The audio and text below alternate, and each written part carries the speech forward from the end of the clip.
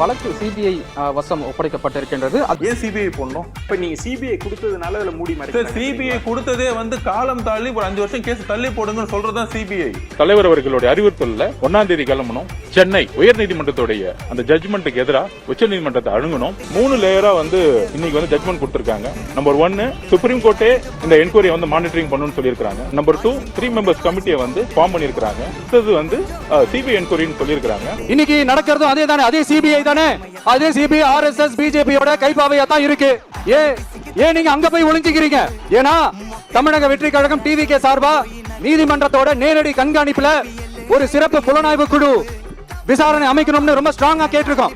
அதனால அந்த பயத்துல நீங்க ஒன்றியத்தோட ஆட்சிக்கு பின்னாடி நீங்க போய் ஒளிஞ்சுக்கிறதுக்கு காரணம் இவங்க 2 பேரும் அடிச்சுக்கிற மாதிரி அடிச்சுப்பாங்களாம்.